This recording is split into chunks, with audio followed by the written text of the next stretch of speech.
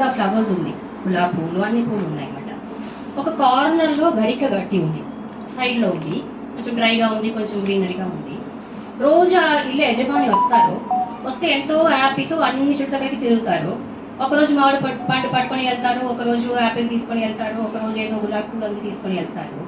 అయితే ఈ గరటి గడి అనుకుంటుందంట, అయ్యో నన్ను ఎందుకు సృష్టించారు దేవుడా, నేను ఏం పనికి రాలేకపోతున్నాను, ఆ యజమాని అయితే నన్ను నా వైపు తిరిగి కూడా చూడట్లేదు అని చాలా బాధపడుతూ ఉంటాయి. ఇంకా ఒకరోజు ఆ యజమాని మళ్ళీ వచ్చారు, బాగా పంచంతా కట్టుకొని బాగా స్పీడ్గా వస్తున్నారు అనమాట.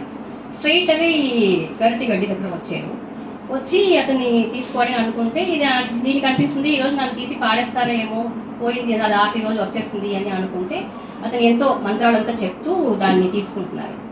అంటే ఎందుకు నన్ను పట్టుకుంటున్నారు అని అడిగితే, నువ్వు చాలా స్పెషల్ ఈరోజు వినాయక చవితి రోజు, నువ్వే వినాయకుడు అంటే చాలా ఇష్టం, నేను అతనికి సమర్పణం చేయడానికి మిమ్మల్ని తీసుకొని వెళ్తాను అని తీసుకొని వెళ్ళారంట.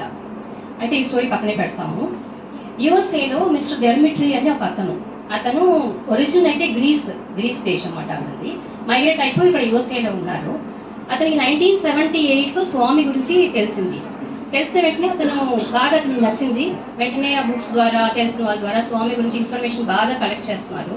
ప్రతిరోజు అతనికి స్వామి మీద ప్రేమ ఎక్కువైపోతుంది. స్వామియే కావాలి, నాకు స్వామియే కావాలి అని రోజు ఎలాగో ఇండియా వెళ్ళాలి, స్వామి దర్శనం చేసుకోవాలి అని 1980sలో ఇండియాకి వచ్చారు. అప్పుడు స్వామి బెంగళూరులో బృందావనంలో ఉన్నారు.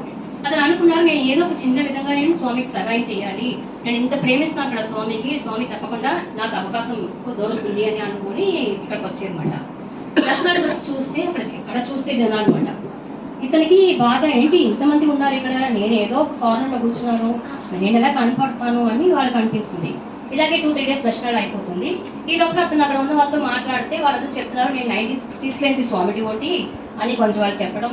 కొంతమంది వాళ్ళేమో స్వామి చాలా మాకు దగ్గర అండి, మా ఇళ్లలో వచ్చిన వాళ్ళు అప్పుడు స్వామి బెంగళూరులో మా ఇళ్లలో కూడా వచ్చేది వాళ్ళు స్వామి అని కొంతమంది వాళ్ళు చెప్తున్నారు. ఇంకా కొంతమంది వాళ్ళేమో మన ఆఫీస్ బ్యారర్స్ అండి, ఈ సేవ చేస్తున్నాము ఆ సేవ చేస్తున్నామని అన్ని చెప్తూనే ఉంటున్నారు. అప్పుడు ఇతనికి అనిపిస్తుంది, ఈ గార్డెన్లో నేను ఒక గట్టి మాత్రమే, నేనైతే నా వల్ల ఏ పని కూడా స్వామికి నాకు ఇవ్వడానికి అవకాశం రాదు అని ఎంతో బాధపడుతూ నెక్స్ట్ డే దర్శనంకి వచ్చారు. స్వామి దర్శనం ఇచ్చేసి లోపలికి వెళ్ళిపోయారు. రూమ్ డోర్స్ క్లోజ్ అయిపోయింది. అతనికి బాధ అనిపిస్తుంది, ఎందుకో నేను ఇక్కడికి వచ్చాను కదా, ఏమి చేయలేకపోతున్నాను అని చాలా ఫీల్ అవుతున్నారు. అప్పుడు డోర్స్ మళ్ళీ ఓపెన్ అవుతుంది, స్వామి లోపల ఉన్న రూమ్ డోర్స్. ఒక సేవాదారు బయటకు వచ్చి, మిస్టర్ ధర్మిత్రి అన్నవారు ఎవరు, ఇక్కడ గ్రీస్ దేశం నుంచి వచ్చిన వాళ్ళు అంటే ఇతనికి కొంచెం డౌట్. ఇతను యూఎస్ఏ నుంచి కదా వచ్చారు, బిలాంగ్స్ టు ఒరిజిన్ గ్రీస్ అయితే కూడా ఇంకా వేరే ఒక వాళ్ళు ఉండొచ్చు నా పేరుతో అని చూస్తే ఎవరు రెస్పాండ్ ఇవ్వట్లేదు. మళ్ళీ ఆ సేవాదారు అడుగుతున్నారు, మిస్టర్ ధర్మిత్రి ఎవరండి, గ్రీక్ మీకు తెలుసా అని. అప్పుడు నా పేరే ధర్మిత్రి అండి, నేను యూఎస్ఏలో ఉంటున్నాను తప్ప, but I belong to Greece only అని చెప్తే, ఒకసారి మిమ్మల్ని స్వామి పిలిచారు అంటే అతను నన్ను స్వామి పిలిచారా అని ఎందుకో వెళ్తున్నారు.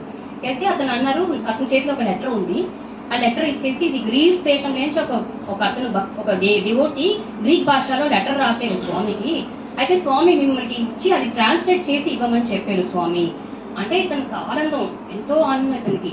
ఆ లెటర్ తీసుకొని రేపు మీరు వచ్చినప్పుడు ట్రాన్స్లేట్ చేసుకుని రండి అంటే, మన స్వామికి అడిగేమో, ధర్మిత్రి అంటే ఎవరు నాకు తెలుగు స్వామి, ఎలా నేను అతన్ని పరిచయం ఎలా అవుతారు నాకు అంటే, నువ్వు బయట వెళ్ళు అలా పేరు చెప్పు, అతనే వస్తారు మీ దగ్గర అని స్వామి నాకు చెప్పారు. ఇక చాలా ఆనందం ఇతనికి. పట్టుకుని వెళ్ళిపోయారు లెటరు. ఆ రోజు మొత్తం ఒక 6 సార్లు చదువుతున్నారు. అంటే ట్రాన్స్లేషన్ పర్ఫెక్ట్గా ఉండాలి కదా, రాస్తున్నారు అనమాట. బాగా క్యాపిటల్ లెటర్స్తో, పెద్ద లెటర్స్తో స్పష్టంగా స్వామికి బాగా అర్థం అవ్వాలి అనేసి ఎంతో సిన్సియర్తో రాసేసి నెక్స్ట్ పట్టుకుని వచ్చారు.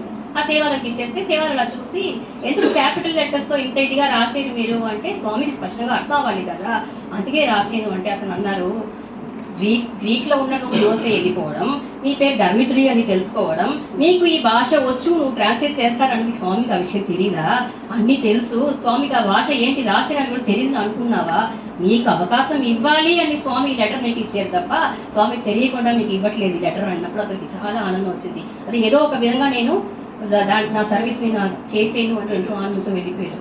అయితే ఇలాగే ఈ సమాజంలో మనం కూడా చాలా సమయం అడుగుతుంటాము, నేను కూడా ఒక గట్టిగానే ఉంటున్నాము, దేనికి పనికి రావట్లేదు, ఒక అందమైన గులాబీలా ఉన్నప్పుడు కూడా ప్రమోషన్ లిస్ట్ వస్తే మన నంబర్ రాదు. అలాంటి పరిస్థితి సహజంగా మన అందరం ఫేస్ చేస్తున్నాం అనమాట. అప్పుడు స్వామి చెప్తారు, ఏదైనా నువ్వు అనుకుంటున్న విధంగా జరిగిపోతే అది గాడ్స్ డైరెక్షన్ అన్నమాట. ఒకవేళ జరగట్లేదు అంటే గాడ్స్ ప్రొటెక్షన్ అన్నట్టుగా ఒక టైం రావాలి. ఏది జరిగితే మా మంచిది అలాంటిది ఎందుకు చెప్తానంటే అటువంటి నమ్మకం కలిగిన దంపతులు మన ప్రసన్న కోటేశ్వరరావు గారు. ఏంటంటే ఫస్ట్ ఒకసారి వాళ్ళు భజన అడిగారు, ఒక రోజు వాళ్ళకి ఫిక్స్ అయింది. అంటే ఇస్తామని చెప్పిన లోపల అది వేరే వాళ్ళకి ఆ భజన ఇవ్వడం జరిగింది. మళ్ళీ ఇంకా ఒక రోజు ఫిక్స్ అయింది వాళ్ళ ఇంట్లో. అన్ని ఏర్పాటు కూడా చేసుకున్నారు. కొన్ని కారణాల వల్ల మనం ఇక్కడ జరుపుకోవడం ఆగట్లేదు. అయితే మళ్ళీ ఏ డేట్ను ఖాళీగా ఉంటే వెంటనే మాది బుక్ చేసేసండి అని నాకు చెప్పారు. 23rd అక్టోబర్ ఉంది అని చెప్పిన వెంటనే ఓకే బుక్ చేయండి అన్నారు. ప్రశ్న గారు ఒకసారి డేట్ క్యాలెండర్ చూసుకోండి, మీకు వీలుందా ఏనా చూడాలి కదా.